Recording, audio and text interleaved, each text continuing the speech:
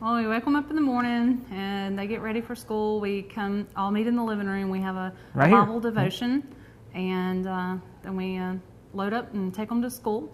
And when they come home from school, they get a snack and they start homework.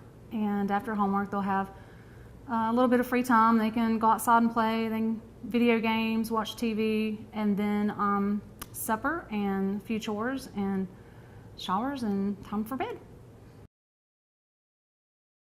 And we get the majority of our help comes from the community. And so that's how our children get fed, and that's how they get clothes, a lot of clothes from the community.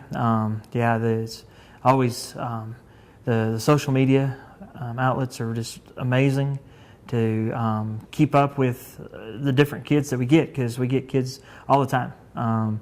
Never know, we get calls at 2 o'clock in the morning and they could really not come up with anything.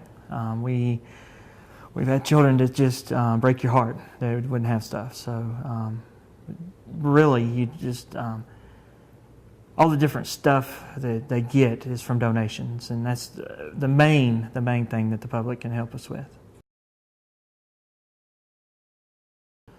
Well, if the children's home wasn't here, it would actually hurt a lot of stuff. They would actually go to places that was not in a good environment sometimes. I know there's a lot of places that are just more not a home atmosphere. They're more of an institution, and that's where the kids would have to go to something like that. Now, don't get me wrong, the institutions are good too. I mean, but we really strive to make it a home.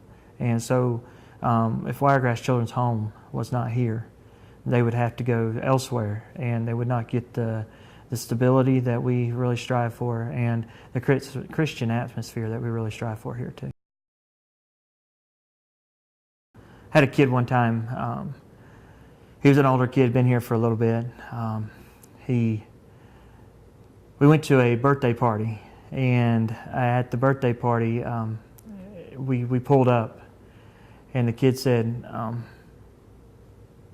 where are we going? And I said, well, we're going in here for a birthday party. And that child looked at me and he said, you're not ashamed of me? I said, no. I said, why would I be ashamed of you? I don't know. We just never done this before. And you know, it really stuck with me that they don't get a normal home. They don't, they just basically just want to be treated normal. And that's what we try to do. We try to let them know that we're just normal. We had a paraplegic child with us also, and the paraplegic child is paralyzed from the waist down, and he was bound to a wheelchair, and he had never been to the beach. And so me and another child picked up his wheelchair, carried it down to the beach, and put him on the beach and let him touch the water for the first time. And it's one of those, it's just the things that you do for your own children. That's what we do here at Wiregrass Children's Home. We do it for our own children. And so if we do it for our own children, each and every one of them that come through those doors are our kids. We had 2 brothers, and they were 8 and 10, and they... amazing little guys. I mean, they were cool. Yeah. When they were returned home, they walked in and said, hey, Mom, I know how to vacuum. I can help you clean the house. And the other one went to his bedroom, and he said, hey, I learned that all my pants can go in one drawer and all my shirts can go in the other drawer. Yeah, you just think, you take that for granted sometimes, that the kids, but they never had their clothes stored even in a chest of drawers or anything like that. Right. We had a little guy. He kept trying. He would not put his shoes in the closet, and I said, "Hey, all of these shoes now they go in the closet." And he said, "No." And I said, "Well, where do your shoes go?" And he goes, "Oh, we just throw them behind the couch." And I said, "Well, we have a closet now, and you can put all your clothes in the closet." So that was pretty amazing because he'd never had a closet before. because he'd never had a bedroom before. He just slept like in the living room on the couch. Right. So we get a lot of those that have, we have a lot of kids that have new experiences. They've never been to the mall, they've never been to Toys R Us, they've never been to the beach, they've never been to the movies, places that we think is, normal. And then we have kids that have never had bedrooms before, never had, I had a terrible, sad story about this child. He was 10,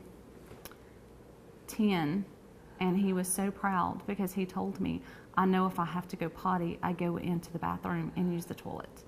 They didn't even have running water at their home. That was and so they didn't, an eye-opener. It was kind of a shocking, but yeah, we see it all.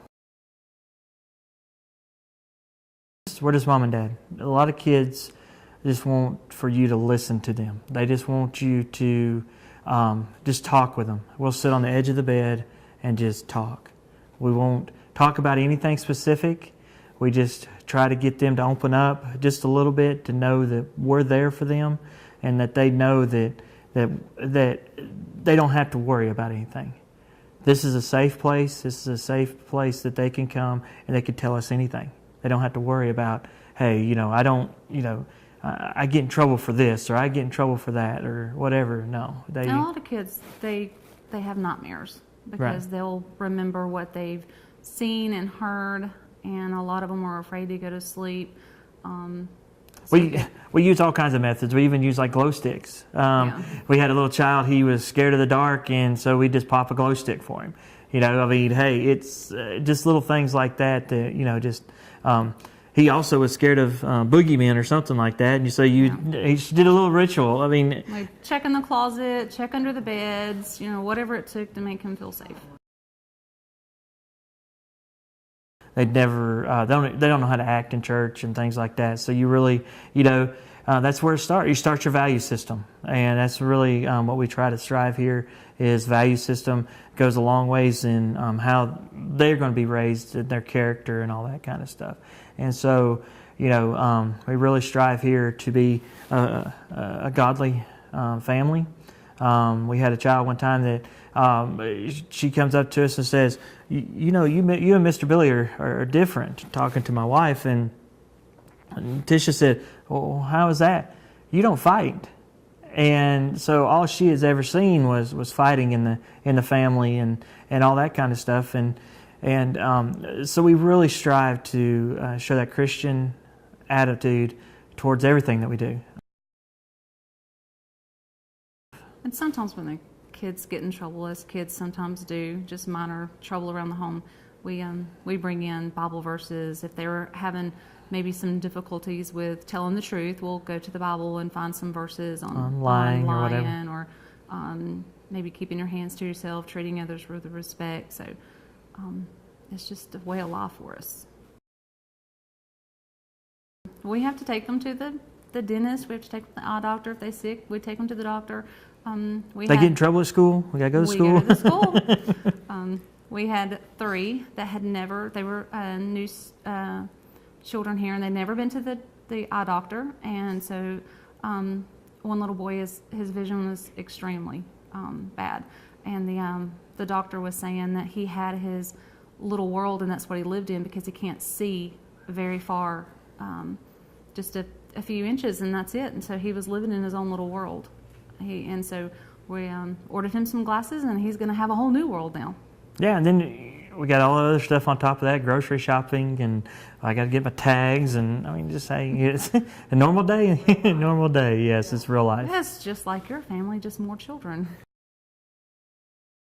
Like I said, we don't do it as a job. We do it as a ministry, and we were called to it. And like I said, we pour our heart and soul into each and every one of the kids, even if they're here for just a few hours. We've had them from a few hours to years. You pour your heart and soul into them. My wife and I, we are always praying that, Lord, you take this child. It's your child. You gave him to us for just a little bit of time, but it's your child. And so we give him back to God and let him take care of him from then on. And that's basically the only way we are able to do this. Been doing it for so long. The lifespan of house parents are 8 months. And so you really, if you do it for a job, you're not going to be here very long because it is very, very hard.